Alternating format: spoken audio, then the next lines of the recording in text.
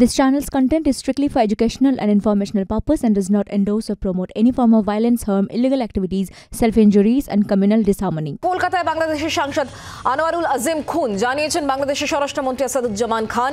নিউটাউনে থানায় এলেন CID DIG Soma Das. ঘটনা তদন্তভার নিচ্ছে সিআইডি। বড়নগরে এক পরিচিতের বাড়িতে 12ই মে যান আনোয়ারুল। পরদিন ডাক্তার দেখানোর জন্য বের হওয়ার পর থেকেই তার আর কোনো খোঁজ পাওয়া যাচ্ছিল না। বাংলাদেশের সাংসদের দেহ কোথায় রয়েছে তা খতিয়ে দেখছে পুলিশ। ভারতের থেকে তথ্য পেয়ে 3 জনকে আটক করেছে বাংলাদেশের পুলিশ। বাংলাদেশের সাংসদের খুনের পেছনে ঠিক কি মোটিভ রয়েছে তাও খতিয়ে দেখা হচ্ছে পুলিশের তরফ থেকে। বাংলাদেশের সাংসদের মেয়ে এবং আত্মসহায়ক কলকাতায় আসছেন বলেও খবর। আমরা বিষয় নিয়ে আরো আপডেট নেব, কথা বলবো। পিয়ালি এই মুহূর্তে আমাদের সঙ্গে রয়েছেন আমাদের প্রতিনিধি। পিয়ালি, কি খবর পাচ্ছ, কি আপডেট রয়েছে? দেখো, প্রথম আপডেট দিয়ে রাখি যে এই মামলা তদন্তভার সিআইডি হাতে নিল এবং ইতিমধ্যেই ডিআইজি সিআইডি সোমা দাস তিনি পৌঁছেছেন যে ফ্ল্যাটে ওই এমপি নিয়ে যাওয়া হয়েছিল বলে জানা যাচ্ছে। সেখানে ইতিমধ্যেই তদন্তকারী অফিসাররা তদন্ত চালিয়েছে, তল্লাশি চালিয়েছে, কিন্তু ওই ফ্ল্যাটে যদি খুন করা হয়ে থাকে তাহলে আপাত দৃষ্টিতে রক্তের দাগ বা এরকম কিছু যে নজরে আসেনি। ফলে কোনোভাবে ওই ফ্ল্যাটে খুনের পর কোনো প্রমাণ লোপাট করা হয়েছে কিনা, রক্ত দাগ মুছে ফেলা হয়েছে কিনা, কি সমস্ত বিষয়গুলো বা কোনো রকম ধস্তাধস্তি সেখানে হয়েছে কিনা, এই বিষয়গুলো নিশ্চিত হওয়ার জন্য ইতিমধ্যেই পুলিশের তরফ থেকে ফরেন্সিক টিমকে রিকুইজিশন দেওয়া হয়েছে। বাংলাদেশ সরকারের তরফ থেকে ইতিমধ্যেই স্বরাষ্ট্রমন্ত্রী তুমি জানো যেটা জানিয়েছে যে ইন্ডিয়ান পুলিশের কাছ থেকে তারা খবর পেয়েছে যে সাংসদকে খুন করা হয়েছে। যদিও খুনের মোটিভ কি সেটা এখনো পর্যন্ত জানা যাচ্ছে না, কিন্তু যেটুকুনি তথ্য আমরা পাচ্ছি বিভিন্ন সূত্র থেকে, বিএসএফ সূত্র বা অন্যান্য সূত্র থেকেও আমরা যেটা পাচ্ছি যে এই যিনি সাংসদ, যিনি 4 বারের সাংসদ হয়েছিলেন আওয়ামী লীগ হয়ে, সেই সাংসদের কিন্তু বেশ কিছু ক্রিমিনাল রেকর্ড রয়েছে এবং কিছুদিন ধরে গোল্ড পাচার সংক্রান্ত, সোনা পাচার সংক্রান্ত গোলমাল ছিল। ফলে সেই গোলমালের জেরেই এই খুনের ঘটনা কিনা সেই সমস্ত অ্যাঙ্গেলগুলো খতিয়ে দেখা হচ্ছে এবং তার যারা বিরুদ্ধ গোষ্ঠী বা ওই সেই বিরুদ্ধ গোষ্ঠীর কয়েকজনকে ইতিমধ্যেই বাংলাদেশ পুলিশ তারা কিন্তু আটক করেছে, তাদের জেরা করে তথ্য উদ্ঘাটনের চেষ্টা করছে। কিন্তু এই মুহূর্তে দাঁড়িয়ে সব থেকে বড় যেটা প্রশ্ন, যে তথ্য পাওয়া যাচ্ছে যে তাকে খুন করা হয়েছে, যদি খুন করা হয়ে থাকে তাহলে দেহটা কোথায় লোপাট করা হচ্ছে সেই বিষয়গুলো জানার জন্য তদন্ত চলছে। এবং ইতিমধ্যে তোমাকে জানিয়ে রাখি তদন্তভার কিন্তু রাজ্য পুলিশের সিআইডি তারা তদন্তভার নিয়েছে। ইতিমধ্যে সোমা দাস ডিআইজি সিআইডি তিনি ঘটনাস্থলে পৌঁছেছে এবং ঘটনাস্থলে আসছে ফরেন্সিক বিভাগের আধিকারিকরা। পিয়ালি, তুমি আমাদের সঙ্গে থাকো। বাংলাদেশের স্বরাষ্ট্রমন্ত্রী আসাদুজ্জামান খান তার বক্তব্য শোনাবো।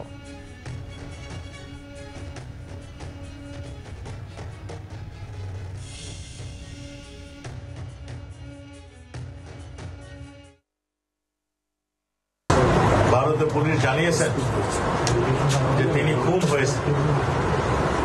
আমরা ইতিমধ্যেই তাদের যে তথ্য ভারতীয় পুলিশ আমাদেরকে দিয়েছিলেন সেই তথ্য অনুযায়ী আমাদের পুলিশ, বাংলাদেশের পুলিশ, এদের তথ্য অনুযায়ী তাদেরকে যারা খুন করেছেন কিংবা খুনের সঙ্গে সম্পৃক্ত ছিলেন আমরা যা সন্দেহ করছি এবং তাদের থেকে যা আমরা তথ্য পেয়েছিলাম সেই তথ্য অনুযায়ী তাদের মধ্যে থেকে আমরা 3 জন অপরাধীকে আমরা আমাদের পুলিশ ধরেছে এবং তাদের জিজ্ঞাসাবাদ চলছে, তদন্ত চলছে।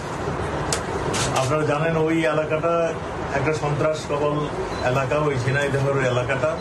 তো আমরা এইটুকু এখন জানাতে পারছি, মানে আপনাকে জানাতে চাচ্ছি, সেটা হলো তিনি খুন হয়েছে। কলকাতার এক বাসায় তাকে পরিকল্পিতভাবে খুন করা হয়েছে। পিয়ালির সঙ্গে আবার কথা বলো। পিয়ালি, তার মানে এখন মূলত দেখার বিষয় যে যদি খুন করা হয়ে থাকে তাহলে কোথায় খুন করা হচ্ছে, দেহ তো আর কোথায় রয়েছে এটা পুলিশ প্রথমত জানার চেষ্টা করছে। এবং খুনের মোটিভ কি? ঝিনাইদহের 4 বারের সাংসদ যাকে বলা হচ্ছে যে পরিকল্পনা মাফিক খুন করা হয়েছে, এটা বাংলাদেশের স্বরাষ্ট্রমন্ত্রীর বক্তব্য।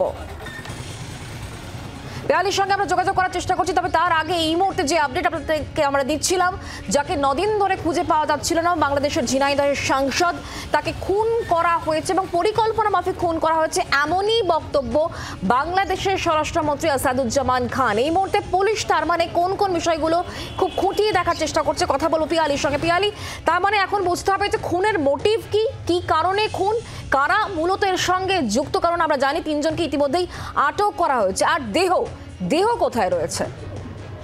একেবারে দেখো, প্রথম কথা খুন কিনা সেটা নিশ্চিত করতে হবে। যদিও বাংলাদেশের সরকারের তরফ থেকে তারা জানাচ্ছেন যে তিনি খুনই হয়েছেন এবং ইন্ডিয়ান পুলিশ তাদেরকে এটা কনফার্ম করেছে। যদিও এখনো পর্যন্ত এ রাজ্যের পুলিশের তরফ থেকে আমরা সেই তথ্য পাইনি বা সেই তথ্য রাজ্যের পুলিশের তরফ থেকে এখনো শেয়ার করা হয়নি।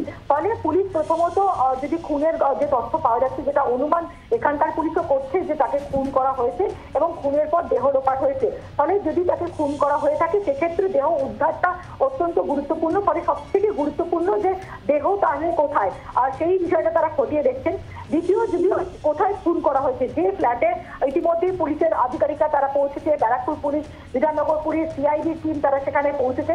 এই ফ্ল্যাটেই যদি খুন হয়ে থাকে তাহলে তারা সেখান থেকে সেই তথ্য প্রমাণ পাওয়ার চেষ্টা করছেন। তার কারণ আপাত দৃষ্টিতে ওই ফ্ল্যাট কিন্তু সেখানে কোন রকম ধস্তাধস্তি ছিল আপাত মানে একেবারে যদি সাধারণ দৃষ্টি তাতে পাওয়া যাচ্ছে না। সেই কারণেই ফরেনসিক বিভাগকে রিকুইজিশন দেওয়া হয়েছে। তার কারণ যদি ওই ফ্ল্যাটে কাউকে খুন করার পর রক্ত ধুয়ে ফেলা হয়, লোকাটো করে ফেলা হয়, তাহলে কিন্তু ফরেনসিক বিশেষজ্ঞরা বৈজ্ঞানিক পরীক্ষা নিরীক্ষার মাধ্যমে এটা জানতে পারবেন যে ওখানে খুনের পর সেই রক্ত ধুয়ে ফেলা হয়েছে, সেটা নিশ্চিত হওয়া যাবে।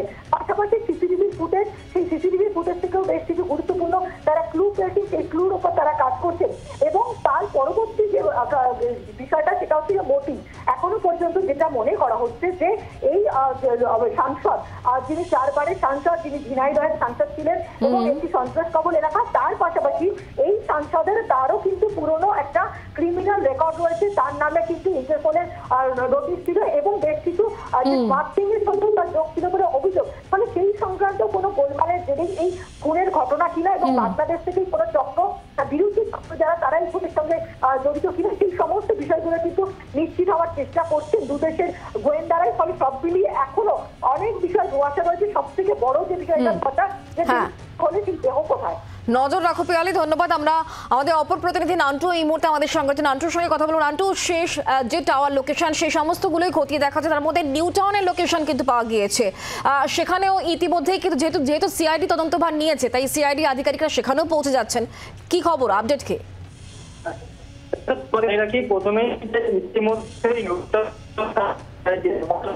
তোমার কথা স্পষ্ট হচ্ছে না, যদি একটু জায়গাটা পরিবর্তন করা সম্ভব হয় নান্টু। দেখো, তোমাকে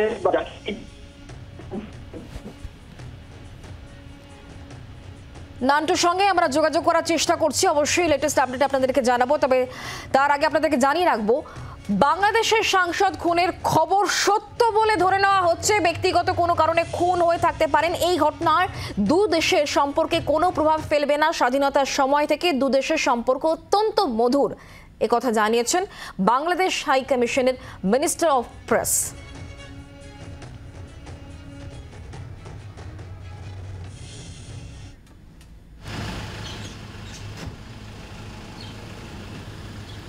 আমরা বিষয় নিয়ে কথা বলবো। রাজীব এই মুহূর্তে আমাদের সঙ্গে রয়েছেন, আমাদের প্রতিনিধি টেলিফোন লাইনে। রাজীব, বাংলাদেশের সাংসদ, ঝিনাইদহের সাংসদ নিখোঁজ থাকার পর তাকে খুন করা হয়েছে, এমনটা যখন বাংলাদেশের তরফ থেকে স্পষ্ট করা হচ্ছে, তার মধ্যে দুদেশের সম্পর্ক নিয়ে এতে কোনো প্রভাব পড়বে না, এটা স্পষ্ট করা হয়েছে বাংলাদেশের হাই কমিশনের তরফ থেকে। কি খবর?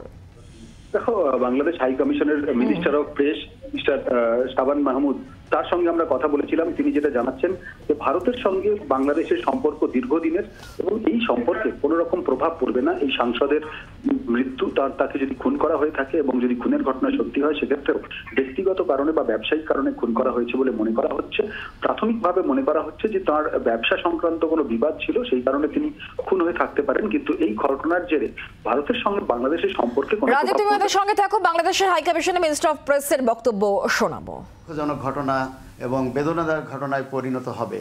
আমরা চাইব যে এর মূল কারণ অনুসন্ধান করতে, এবং সেজন্য ভারত সরকারের কাছ থেকে আমরা শুরু থেকেই সহযোগিতা চেয়ে আসছি এবং গভীর আন্তরিকতারও আমরা প্রমাণ পাচ্ছি। আমরা আশা করব যে ভারত সরকার আমাদের পাশে থাকবে। এই তদন্তের স্বার্থে তারা সর্বোচ্চ শক্তি দিয়ে আমাদেরকে সহযোগিতা করবে।